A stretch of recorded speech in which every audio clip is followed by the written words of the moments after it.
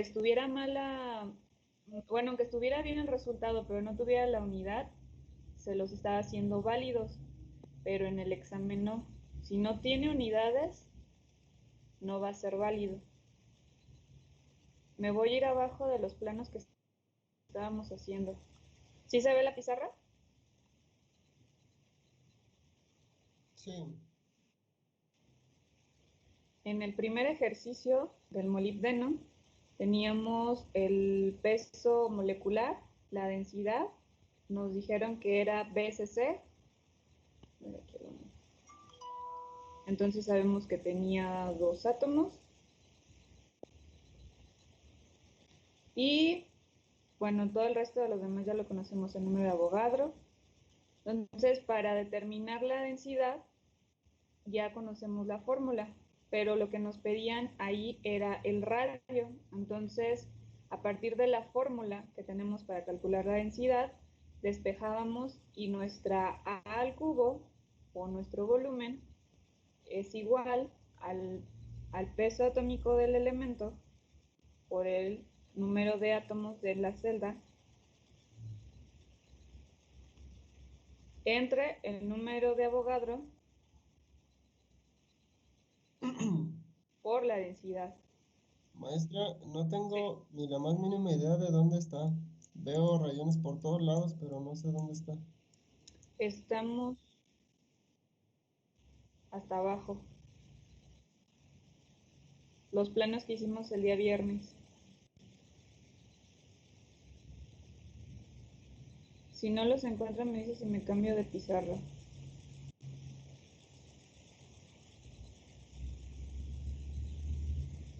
Pues creo que ya llegué hasta abajo. ¿Qué era lo que estaba explicando? Los planos. Y creo que ya sé dónde es. A ver, ya continúa, a ver si ahorita veo dónde es. Entonces, sustituimos el número de átomos en ABCC, que son 2, por el peso atómico del molibdeno, entre el número de Avogadro por la densidad que ya no conocíamos, que nos habían dado, ¿no? Y esto nos da 3.12. ¿Ya lo encontraste, Alexis? Sí, ya lo encontré, maestra, gracias. Por 10 a la menos 23.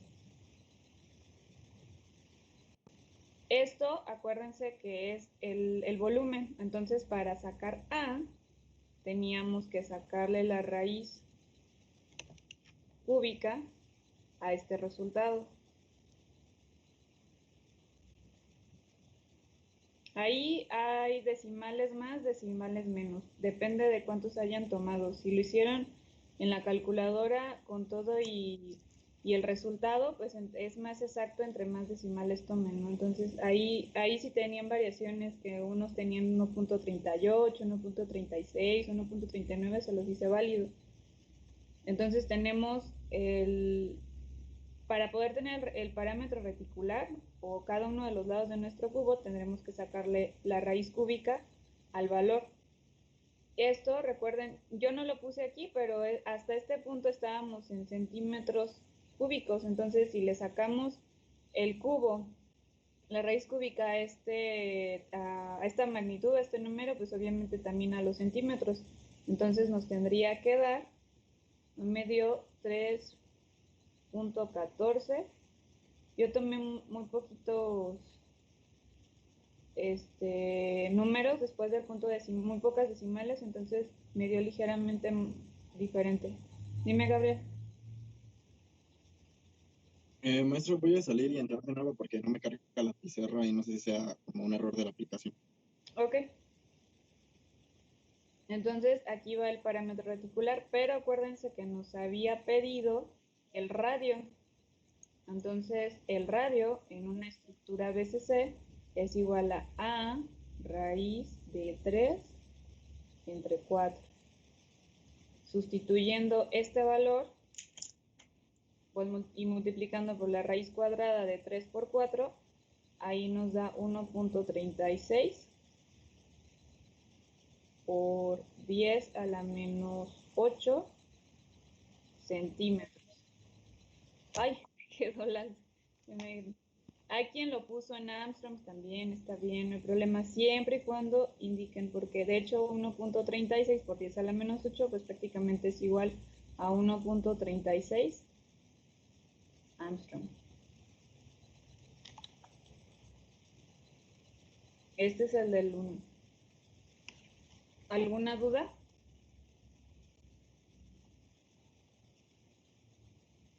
¿No?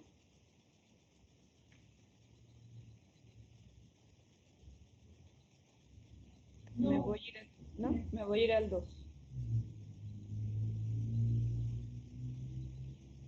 ¿Alguien tiene alguna? En el 2 el resultado era 181.3 gramos mol. Hay quien me puso gramos, está bien, se le puse bien, pero la unidad correcta es gramos mol. ¿Hay alguien que tenga una duda en eso en particular? ¿De cómo llegamos ahí?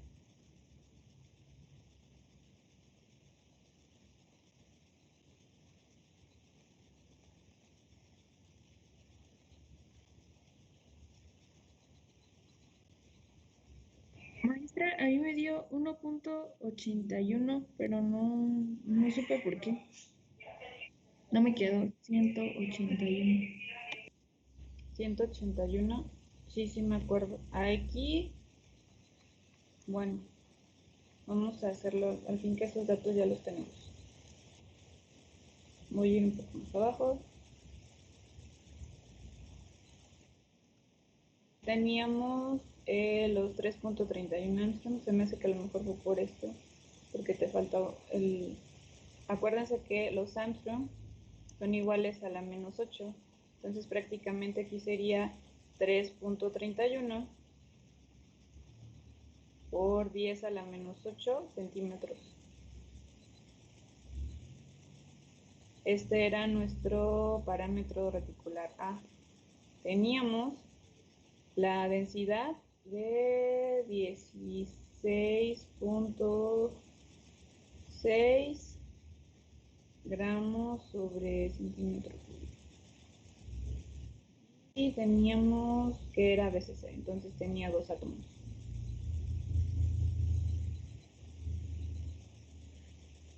Y nos pedían el peso atómico. Pasaba lo mismo, ahora despejábamos de la fórmula de la densidad teórica y entonces el peso atómico igual a nuestra densidad por el volumen de la celda, número de Avogadro,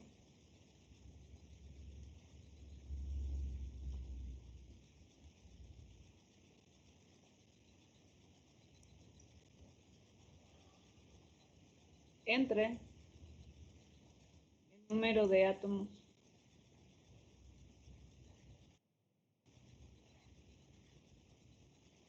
Entonces teníamos 16.6 por, ya tenemos el valor de A, entonces aquí ya nada más elevábamos A al cubo, sería 3.31 por 10 a la menos 8 a la menos 8 al cubo. Esta fue otra por la cual de repente en algunos les salía un número bien grande en las densidades. Acuérdense que cuando elevan al cubo no solamente elevan la magnitud del 3.31, sino también el exponente. Entonces, aquí es cuando ya lo multiplicamos por el número de Avogadro, cuando se elimina la mayoría de los exponentes, porque el número de Avogadro, acuérdense que es 6.023 por 10 a la 23. Entonces, casi siempre va el volumen multiplicado por el número de Avogadro, y como está uno negativo y otro positivo, sus exponentes, ahí es donde tenemos que eliminarlo entre dos átomos. Para que se den una idea, cuando hablamos de densidades en gramos sobre centímetro cúbico, siempre vamos a hablar de números entre 0 y 1000 gramos sobre centímetro cúbico. Si estamos hablando de kilogramos sobre metro cúbico, entonces ahí estamos hablando entre 1000 y 10.000 o hasta 20.000, porque si recuerdan, en uno de los resultados obtenían la densidad y eran alrededor de 10.600 en la plata. Pero eso es para que tengan idea, siempre cuando son gramos sobre centímetro cúbico son menos de 1000 y son más de 1000 cuando estamos hablando de kilogramos. Entonces ahí también noté eso, que como esto no lo elevaban al cubo, por eso les daban, cuando lo multiplicaban por el número de Avogadro, pues les daban números bien grandes cuando lo obtenían el resultado, ¿no? Por eso. Entonces, multiplicándolo, pues ahí era como nos daba 181 y medio punto 3 gramos mol. Pero no sé si haya sido algo en cuanto a los exponentes. Lo que pasa es que no me acordaba, o más bien como que no escuché o no puse atención, pero el parámetro reticular no lo elevé a la -8, o sea, lo dejé como 3.31, por eso no me quedaba la operación. Perdón, ajá.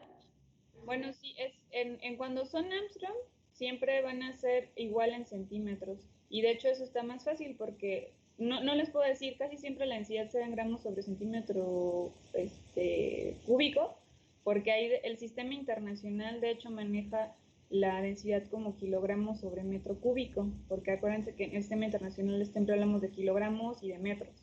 Entonces van a encontrarlo en este caso ya convirtiendo las densidades, pues ahí las van a encontrar como 16.000, por ejemplo aquí, ¿no? Porque las multiplican por 1000 para que les den los gramos. Pero sí es importante que siempre se acuerden de elevar el término, siempre que hablamos de volumen es al cubo. Esa es la ventaja que sean en BCC o FCC, que nada más tienen que obtener el parámetro reticular, pero eso hay que elevarlo al cubo. ¿Alguna otra duda, chicos? En la 3 el resultado era 8. Híjole, hoy traigo bien mal el pulso. 8.64 promedio más o menos gramos sobre centímetro cúbico.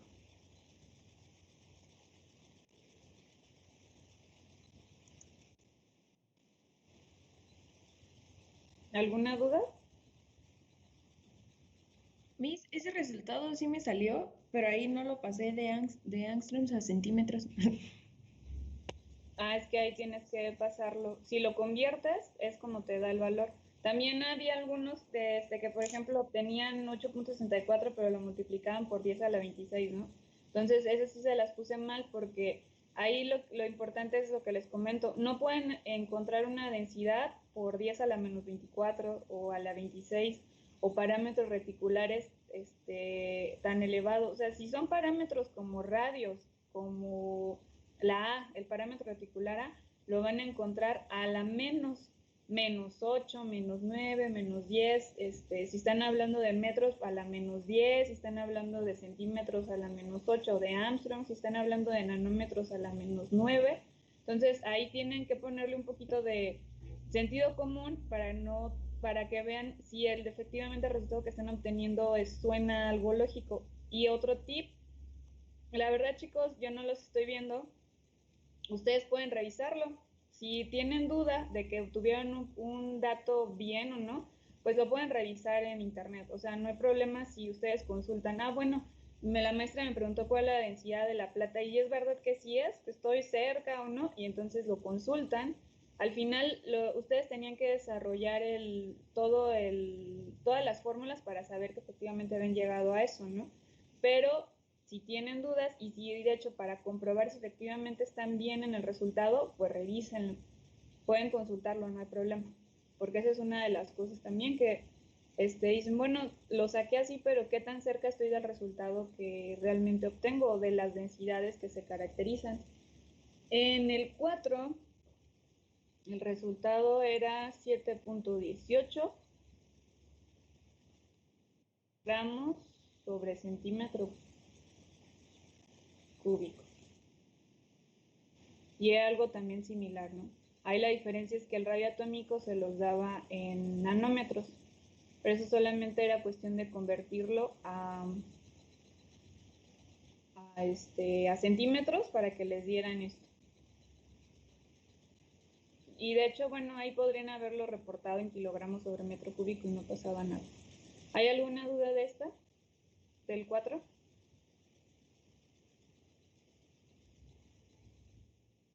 ¿No? ¿Me paso al 5? En el 5, el resultado era 3.54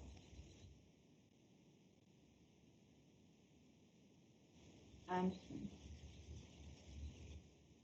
Ahí lo que hicieron, ahí hubo quien los puso los dos. ¿Qué era lo que les preguntaban? ¿Cuál era la celda vecina más próxima? Si estaban hablando de una estructura de FSC. Entonces me preguntaban, ¿cuál es lo que tenía más cerca o cómo se encontraban con el siguiente? Pues prácticamente ahí podían ser o bien que pusieran el parámetro de red, el A, que era el que calculaban, o bien poner el radio. La mayoría puso pues hubo quien puso los dos, ¿no? Pero prácticamente con que calcularan ahí el parámetro reticular, que es en el siguiente átomo que estaba en el vecino, con eso era con lo que podían determinar la distancia más próxima en el caso del níquel. Entonces, el resultado para... Sí, bueno, ahí varían entre 3.5 o 3.6 en Armstrong o bien en centímetros. Ese fue el resultado. Este es el parámetro reticular del níquel. Si lo ponían también en términos de radio estaba bien. En el 6, Maestra, anda. yo sí tengo duda del 5. Lo que pasa es que me quedó un valor pues muy distinto a ese. Pero me he dado cuenta de que creo que lo tengo mal, más que nada por mi calculadora, que no agarra como que tantos decimales, porque si quiero hacer una operación muy como grande o así, me arroja 9 ceros. Y es cuando he tenido pues mi problema. Entonces le quito todo el por 10 a la menos tantos que suelen manejar, y es en lo que he tenido yo problemas. No sé qué puedo hacer porque sí varía bastante mi resultado. Ahí lo que se puede hacer cuando no, por ejemplo, yo ahorita la verdad tampoco tengo a la mano lo hago en la computadora porque no tengo una calculadora científica. Entonces, la ventaja de que les decía, el número de Avogadro como tal siempre va a ir acompañado del volumen de la celda, y la verdad es que siempre vamos a estar hablando, si no de Armstrong, lo vamos a estar convirtiendo a centímetros. Vamos a hablar de los parámetros reticulares, por ejemplo, aquí en lugar de 3.54, pues serían en centímetros a la menos 8, ¿no? Y como siempre vamos a elevar al cubo nuestro volumen para las celdas cúbicas, entonces ya sabemos que vamos a multiplicar este menos 8 por 3 y vamos a tener 24.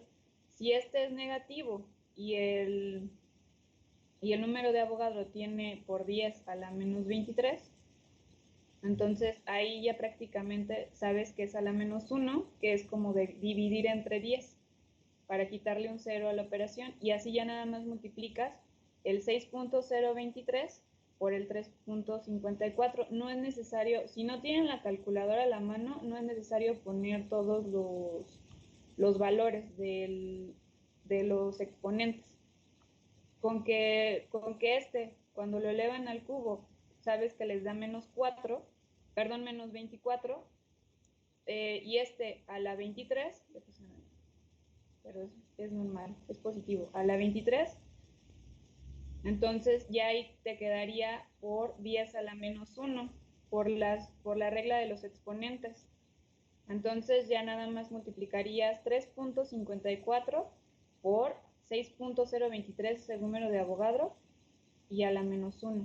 Lo voy a desarrollar de una vez para que no haya duda. Voy a borrar aquí. En el 5 era una fórmula similar a la que teníamos en donde hemos despejado el volumen, por ejemplo, para sacar el parámetro reticular. Entonces, al cubo o el volumen de la celda era igual a 50 y sí teníamos, ¿verdad? El número atómico, el peso 58.7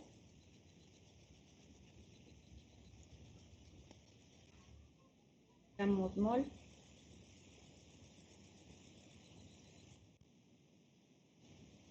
Los 4 átomos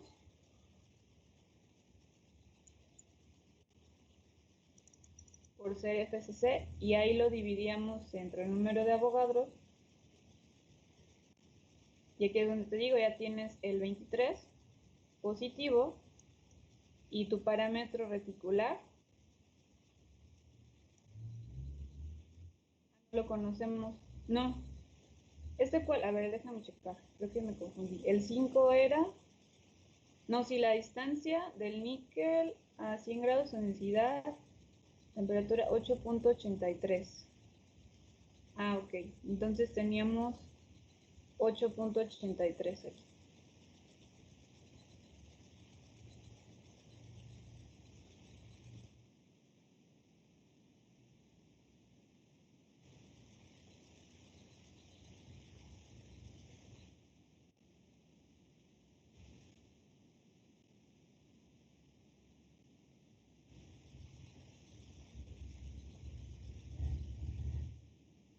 En ese tenían, bueno, a 58.7, ahí estaba viendo, me apoyan ahí el peso atómico del níquel. Yo lo tenía como 58.7, pero veo que hubo quien lo pusieron con otro. Yo lo tengo así. Yo también. Ok. Entonces, gracias. Entonces, aquí, otra sugerencia, es también un poco más complicado, pero en el caso del 6.023 lo puedes mantener como, si no tienes en la calculadora, perdón, lo puedes dejar y sacarle a eso la raíz. Por ejemplo, aquí el parámetro de red al cubo o bien el volumen, pues es igual a esto, ¿no? Que prácticamente les daba la raíz, borrándole aquí, la raíz cúbica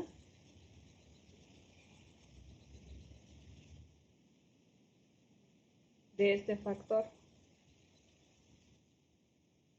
¿Quién me ayuda, please, que tenga por ahí la calculadora a la mano? 58.7 por 4 entre 6.023 por 10 a la 23 por 8.83.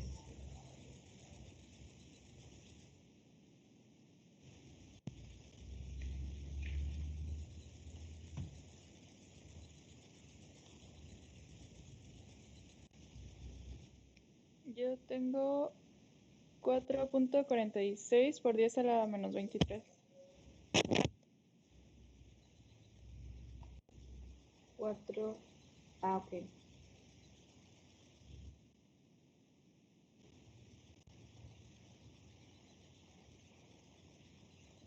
4 punto, ¿qué, perdón? 36 Por 10 a la menos 29.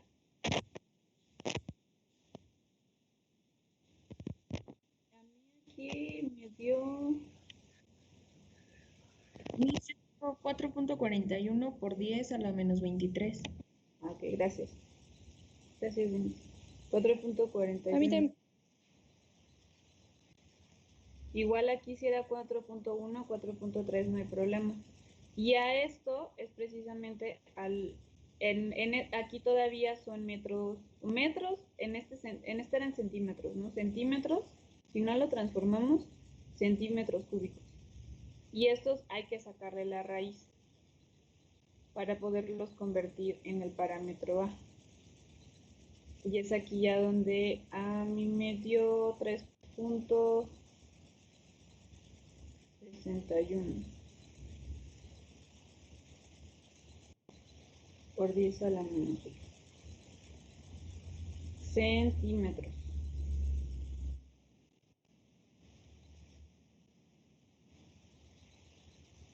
Pero sí, ahí el tema es, si tienen alguna aplicación que puedan buscar en internet para poder calcularlos con los exponentes, aquí no, pero en la mayoría del caso pueden mantenerlos y creo que hasta con el celular se pueden sacar raíces cúbicas, ¿no? En caso de que no tengan tantos decimales para calcularlo. ¿Alguna duda? Maestra, lo que puso en la raíz como el 4.41 fue el resultado de la multiplicación y la división de todo lo que tiene arriba, ¿verdad? Así es. Ok. Por eso pasé el cubo para acá, para sacar la raíz cúbica. Ujú. Sí, gracias. En el 6,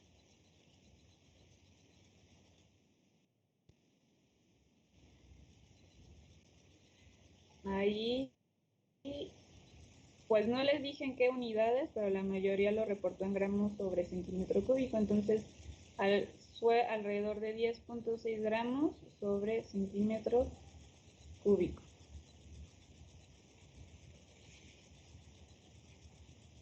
10. Incluso si estaba dentro del margen de los 10.1 al 10.6, se las hice válidas porque también pasaba lo mismo.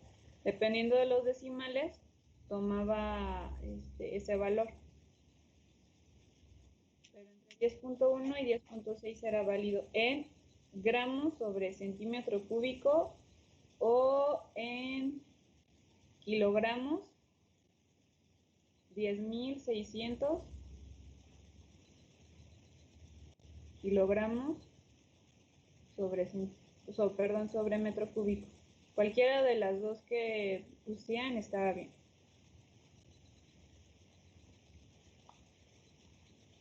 En el 7, 1.79 por 10 a la menos 8 centímetros.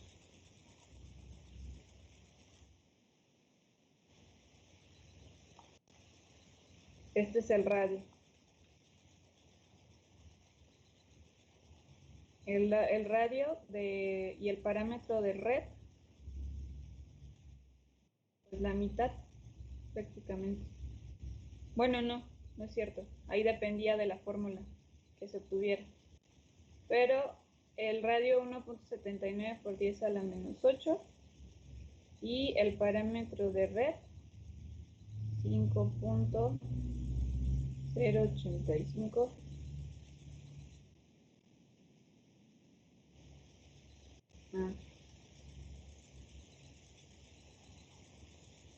en el 8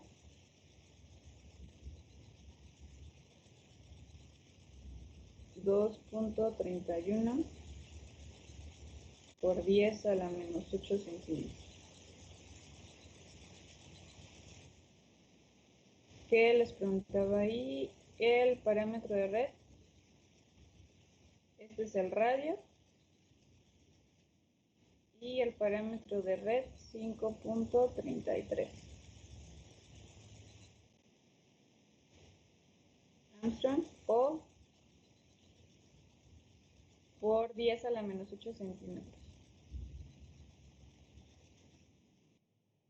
Y en el que estaba en el desarrollo del factor de empaquetamiento, ahí el tema fue que la mayoría hizo nada más la división, pero el desarrollo completo, para cuando vengan al examen, en el 9 y el 10, el desarrollo viene desde el cálculo de cuánto, si recuerdan, habíamos dibujado la celda, y de hecho ahí fue donde vimos las direcciones con mayor empaquetamiento, mayor densidad.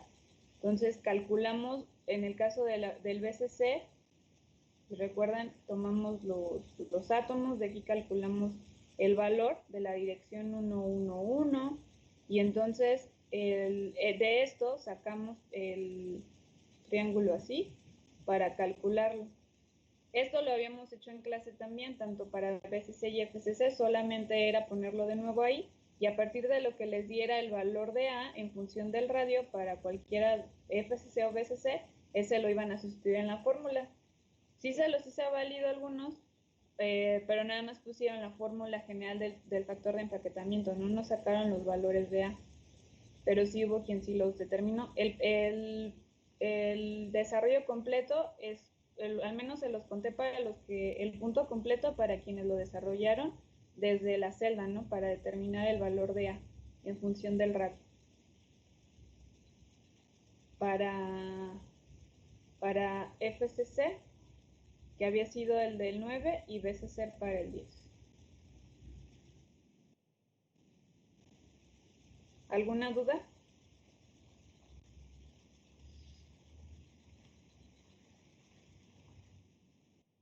¿No? ¿Listos para el miércoles? Oh, El jueves. No, hemos quedado que el miércoles. Ustedes me quedaron, ¿no? El miércoles. Pero el miércoles va a dar las 2 horas, profa. El miércoles son 2 horas. Nos va a dar las... Una y cachito, para que no haya problema de después con la... Bueno, no tienen clase a la siguiente, o sí a la 1.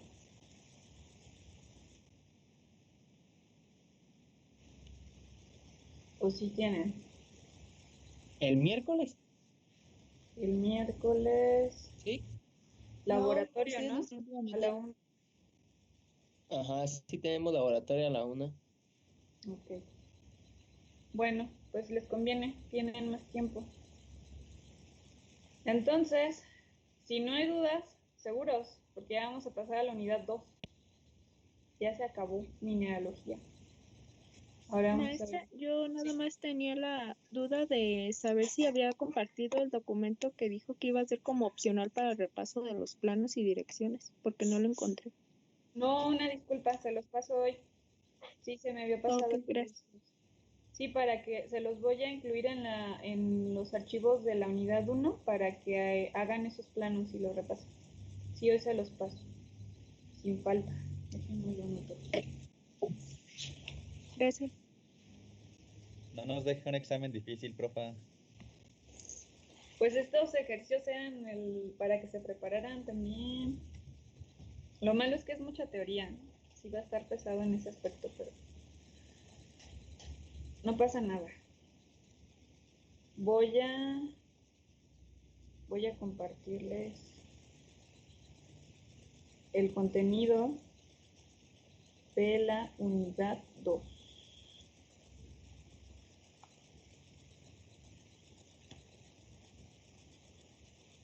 Lo voy a cargar de una vez para que lo puedan ir viendo.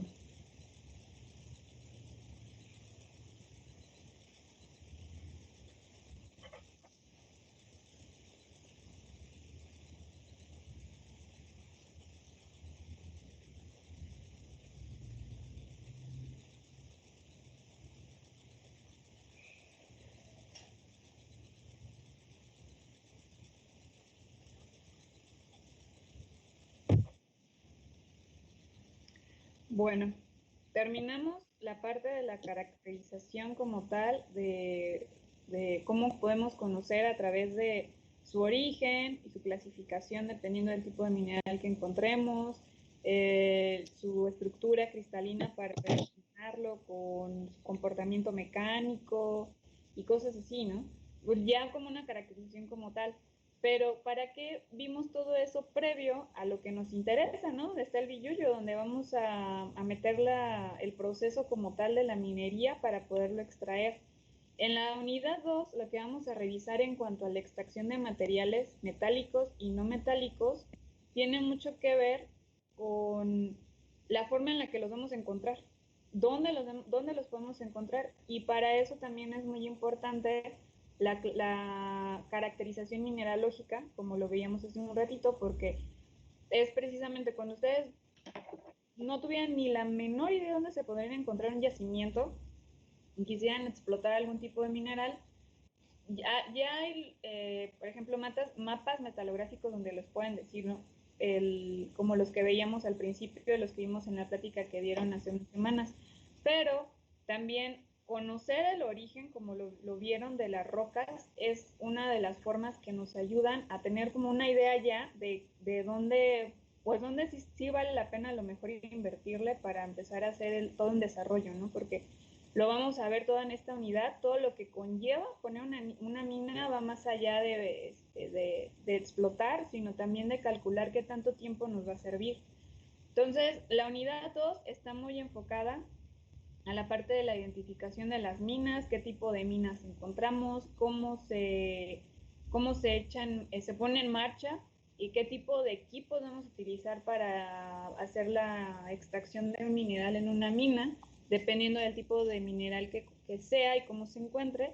Vamos a ver también operaciones como trituración y molienda y nos vamos a quedar hasta ahí, porque eso está enfocado en la parte de extracción y clasificación, pero ahorita estamos hablando de características granulométricas. ¿Qué tamaño tiene? ¿Qué forma? Si se acuerdan, veíamos lo de los hábitos en los minerales, que si unos eran fibrosos, que si unos eran como en forma de boobies, que si otros eran como con agujas. Todo eso también influye mucho en la forma en la que las rocas se van a encontrar.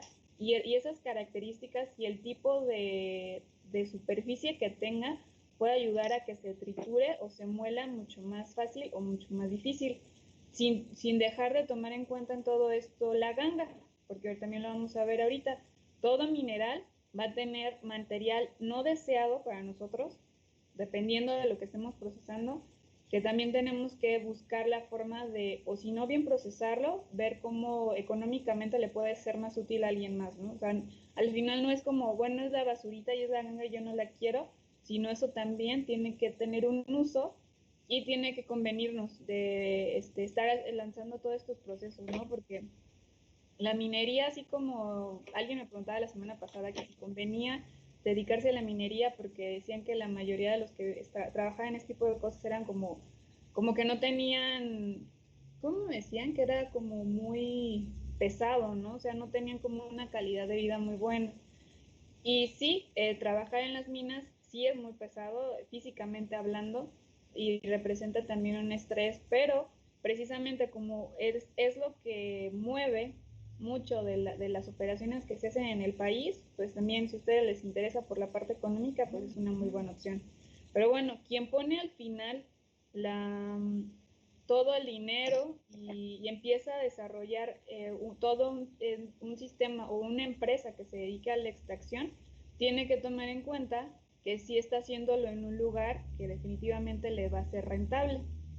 ¿Qué vamos a ver en la unidad 3? Ya cuando trituramos y molimos ese material, bueno, ahora cómo lo separamos, pero en función de las propiedades físicas que veíamos. Si vemos que el material, por ejemplo, tiende a tener mucha afinidad con el agua, por ejemplo, es hidrofílico o al contrario es hidrofóbico y no se pega a las burbujas, por ejemplo, cuando estamos utilizando celdas de flotación, todas las características físico-químicas de las partículas, esas las vamos a aprovechar para separarlas y al final todo esto nos lleva a la fusión o bien a la lixiviación, dependiendo del mineral que se trate. En el caso, por ejemplo, del hierro, pues la mayoría de las operaciones, tanto de clasificación como trituración, molienda y después separación, nos lleva a que esto lo podamos utilizar en un horno. Y se funde y obtenemos acero, ¿no? Obtenemos fundiciones. O algo ya enfocado a la parte ferrosa. Pero también hay metales que no son precisamente utilizados en procesos de fusión. Hay procesos como la lixiviación que sirven para separar el metal que nosotros queremos a través del uso, por ejemplo, de ácidos, y eso no es propiamente un proceso como tal de fusión donde se requiere temperatura, pero nos sirve para obtener lo que nosotros necesitamos, ¿no? Nosotros en mineralogía y obtención de materiales nos vamos a quedar hasta la lixiviación. Ya lo que es tostación y otros procesos que son pirometalúrgicos porque ya involucran calor, eso ustedes lo van a ver, si no mal recuerdan, procesos de, ¿cómo se llama? Producción de metales no ferrosos, ¿no? Algo así, es una que llevan en el siguiente semestre.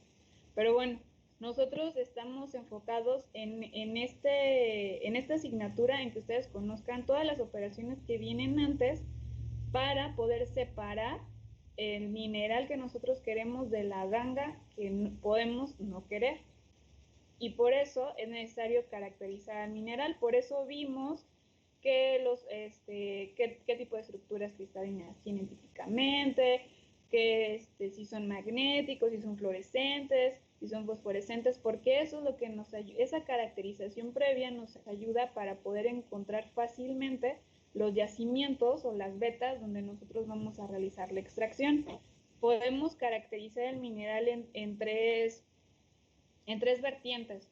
Cuando es mineralógico, lo que hablábamos muy al principio de si vienen de rocas ígneas, de rocas sedimentarias o de rocas metamórficas, es prácticamente para tener una idea de dónde los podemos encontrar, qué tanto podemos encontrar de ese material o de ese mineral, y dependiendo ya de los mapas que están trazados de dónde podemos encontrar típicamente algún metal en particular, pues eso ya nos ayuda a que no vayamos tan en cero, ¿no? Como a ciegas de dónde podemos encontrarlo, sino ya están zonas caracterizadas previamente donde podemos conocerlo.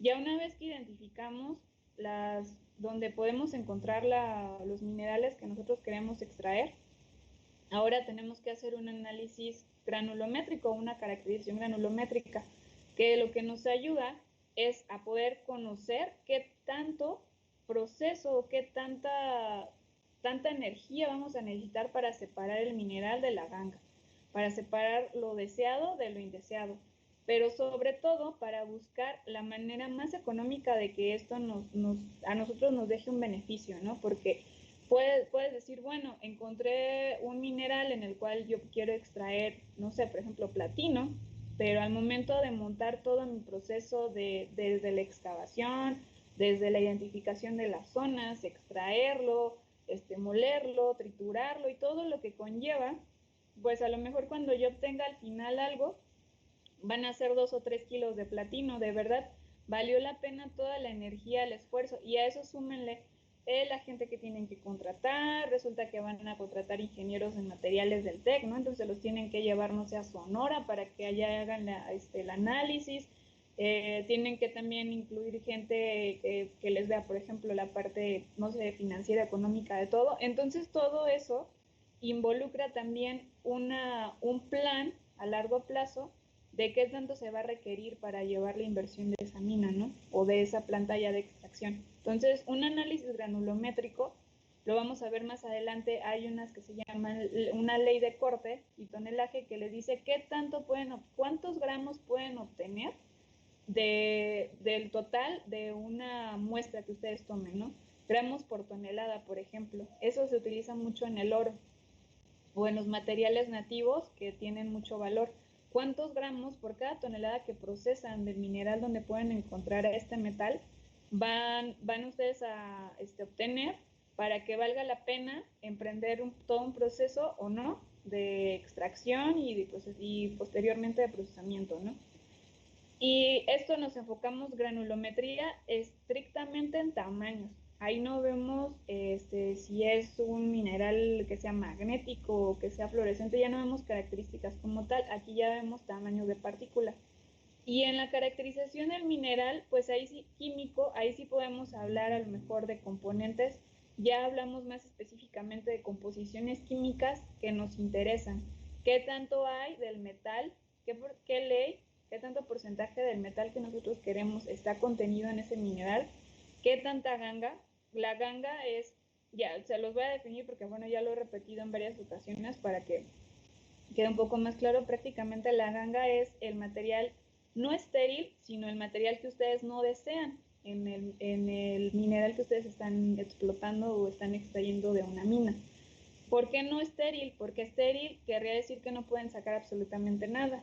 Y ojo, ganga no quiere decir que sea material que ustedes en sí no quieran para nada y que vayan y lo avienten y que ya no estén en desuso, ¿no? Ganga se refiere a que cuando ustedes quieren extraer un mineral y este está acompañado, por ejemplo, si están extrayendo cobre y se acompaña de sulfatos o se acompaña de otros elementos que no son cobre, que están con otra composición química, ustedes van a decir, bueno, yo voy a montar mi proceso para yo obtener el cobre, pero lo que no sea cobre no me interesa. Y eso se le llama la ganga. La ganga casi siempre son óxidos, son carbonatos, no son partículas que no tienen metal, obviamente, pero que esa ganga se separa y se reutiliza para otras cosas. Número uno, se puede utilizar, lo más común es para la construcción, se le puede vender a otra persona que a lo mejor, por ejemplo, ellos sí se dedican al tema de cales, no sé, y que quieran obtener, o calcio, y que quieran obtenerlo de los carbonatos que ustedes separan que no quieren, y entonces eso lo pueden después procesar y vendérselo a alguien más, ¿no?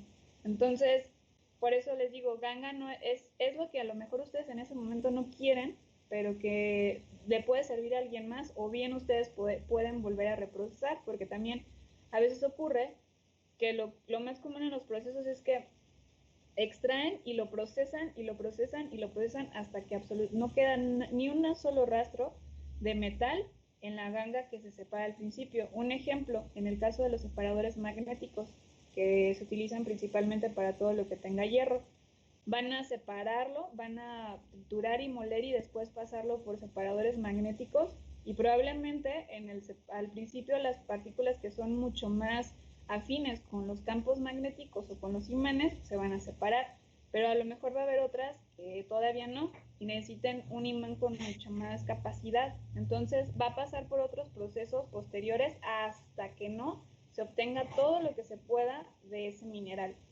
para separarlo como metal, ¿no?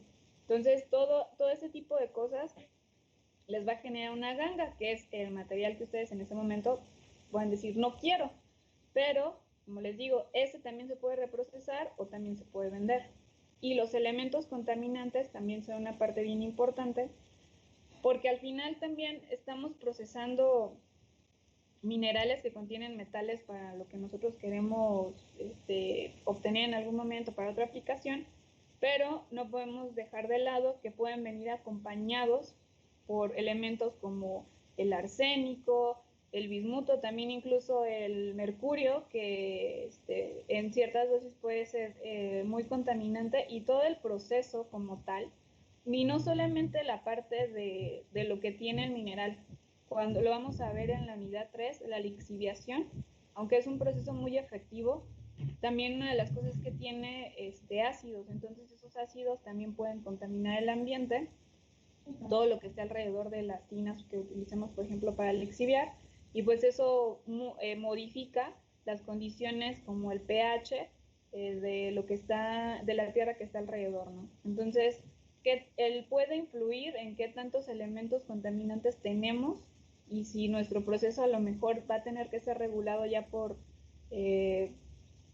Semarnat es una de las entidades que más ve este tema, que digan, bueno, yo sé que tú en algún momento tu proceso puede generar elementos que pueden contaminar alrededor, entonces va a tener que llevar un proceso un poco más controlado en lo que tú estás haciendo, pues para evitar que no haya contaminación más allá de lo que esté bajo tu control, ¿no? Entonces son caracterizaciones que vamos a ver en cada una de las unidades. Ya vimos un poco de la parte mineralógica, porque como les comentaba, va de la mano con lo que podemos identificar a partir de los mapas que conocemos, y esa es la ventaja.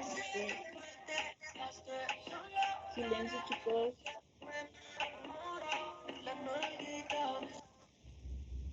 El mapa metalogenético, que ya lo han visto en otras ocasiones, pues es la primera guía que tenemos para saber más o menos dónde podemos encontrar. Si estamos perdidos de plano y no sabemos, si nosotros decimos, bueno, quiero dedicarme a la parte de la minería, bueno, ¿por dónde empiezo, no? Si ya sabemos de antemano que hay zonas donde preferentemente vamos a encontrar depósitos de los diferentes minerales o metales, esto ya es como una forma de guiarnos al principio, ¿no? sí se tiene que hacer posteriormente una inspección, que es lo que vamos a ver también en esta unidad, cómo se realizan esas inspecciones para determinar si efectivamente lo que vemos aquí es lo que podemos encontrar. Mucho de lo que tiene que ver con lo que encontramos aquí, si lo notan, es precisamente donde se encuentran la mayoría de las minas. ¿Dónde hay hierro? No hay tanto como pensábamos, pero ¿dónde hay hierro?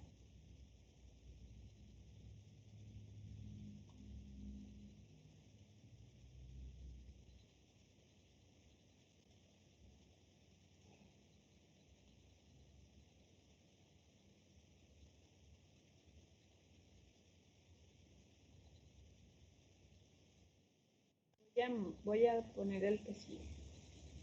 Dime, David. Sí, está por las costas de Michoacán, también por la parte de Colima y parece ser que de Jalisco, ¿no?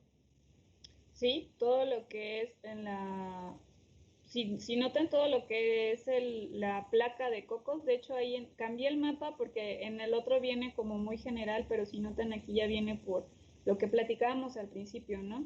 Esa interacción que tienen las placas, las 5 placas que están en el territorio de México, es lo que nos hace que sean muy ricos en minerales. Me preguntaban hace un tiempo, decían, bueno, si somos tan ricos en minerales y tenemos tantas cosas, bueno, ¿por qué no lo, no sé, por qué no se ve, ¿no? Reflejada toda esa riqueza en nuestro país, ¿no?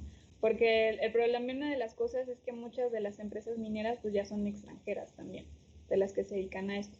Pero bueno, eso ya es cosa aparte, ¿no? El hecho de que tengamos todas estas placas con estos movimientos interactuando, pues es de que tengamos florecimientos de minerales en un montón de lados. Si ven, la mayoría del país tiene de algún tipo de yacimiento, ya sea cobre, manganeso, molibdeno, plata, oro, hierro, que son como mencionaba David, de los que podemos ver precisamente donde se encuentran la planta. ArcelorMittal en México es la planta que más produce acero, por ejemplo, producen unos 4,000 millones al año. En sus buenos tiempos producían bastante. Y una parte también la pueden encontrar en el norte, donde precisamente está Altos Hornos, está Ternium, y está, pues sí, nada más estas dos, de las más grandes, ¿no? También hay muchas empresas chiquititas, ¿no? Pero es lo que muchas de las empresas buscan. Se colocan al final cerca de donde están precisamente los yacimientos, pues para no tener que verse en la necesidad de que, bueno, yo voy a poner mi mina en Mérida y yo voy a poner mi planta en Mérida de fusión, si quieren dedicarse a lo mejor a las fundiciones, pero ¿cómo vas a hacerlo si no tienes cerca un yacimiento o algo que te puede estar proveyendo el mineral? En el caso del acero, pues a lo mejor pueden decir, voy a dedicar a un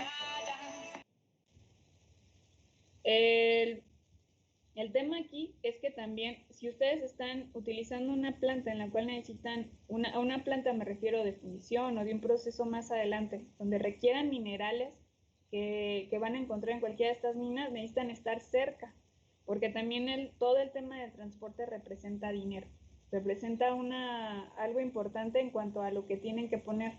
Les voy a poner el ejemplo más claro. Ternium, ¿dónde está? Bueno, una de las plantas que conozcan. No saben más o menos en qué parte del país. En Monterrey. Hay una en Monterrey, ¿no? Y una en Puebla. La de Monterrey, si notan en el mapa que está aquí en esta diapositiva, pues no se ve identificado algo que sea de hierro, ¿o sí? La que está con solamente rayitas amarillas. Ni de chiste, ¿no? O sea, si buscan, si ustedes van y se juntan con los geólogos de la Autónoma de Nuevo León y buscan yacimientos de hierro en el norte de la parte de Nuevo León y Tamaulipas, no van a encontrar. Pero ellos tienen minas que comparten incluso con Mittal en la parte de Manzanillo, todo lo que es Colima y parte de Michoacán. ¿Qué es lo que ellos hacen? Transportan todo el material que se encuentra en Aquila, por ejemplo, en la parte de Colima, lo transportan en tren y ese mineral ya procesado, ya peletizado, ya con otros procesos para poderlo utilizar ya en fusión, ese lo llevan hasta Nuevo León y lo transportan como les decía, en trenes, todo eso lo llevan. Entonces, ¿creen que valga la pena? ¿Por qué hará eso Ternium?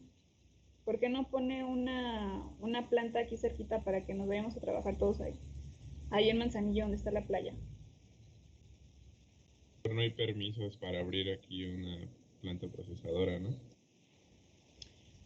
Sí, no es tanto el tema, o sea, pueden verlo. Contra el crimen organizado también. Eso es donde quieren el país, tristemente. Los voy a dejar con esa pregunta, chicos, porque ya es la hora.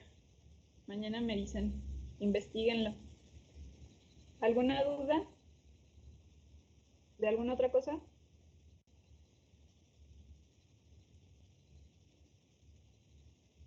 ¿No? No, profe. Muchas gracias. Entonces, nos vemos mañana. Dale, profe. Nos vemos. Que estén bien. Buen día.